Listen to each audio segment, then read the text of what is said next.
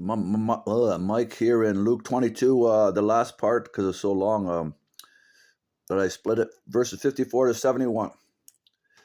Then seizing him, they seized Jesus. They led him away and took him into the house of the high priest. Peter followed at a distance, but when they had kindled a fire in the middle of the courtyard and had sat down together, Peter sat down with them. A servant girl saw him seated there in the firelight. She looked closely at him and said, "This man was with him, Jesus." But Peter, denied it. "Woman," remember, he denied 3 times the first time. "I don't know him," he said. A little later, someone else said to him, You also are one of him." "Man, I am not," Peter replied. That's 2.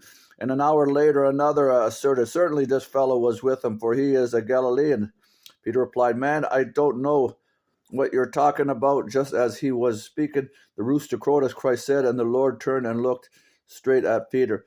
That was Jesus looked at Peter. Then Peter remembered the word of the Lord had spoken to him before the rooster crows. "Today you will disown me 3 times, thrice." And he went outside him and wept bitterly. The guards mocked Jesus. Did the men, that was the caption.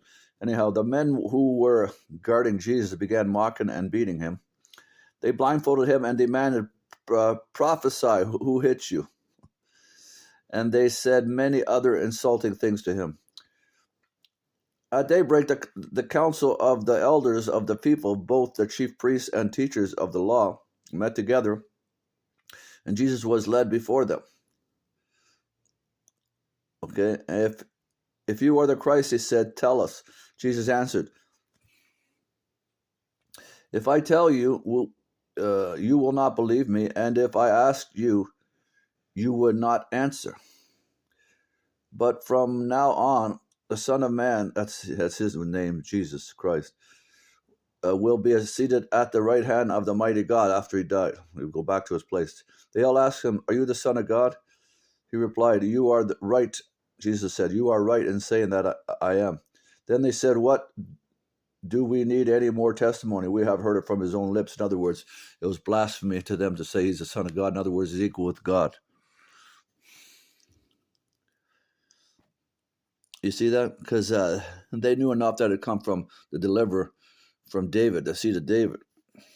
And somewhere else, eventually read, it must be in Mark or John. I haven't read those Gospels yet. Well, I mean, lately here, my channel. So it says that they actually knew, the Pharisees and them, that he was the Son of God, Jesus. But imagine that. They refused to accept him because of their jealousy. Anyhow, bye.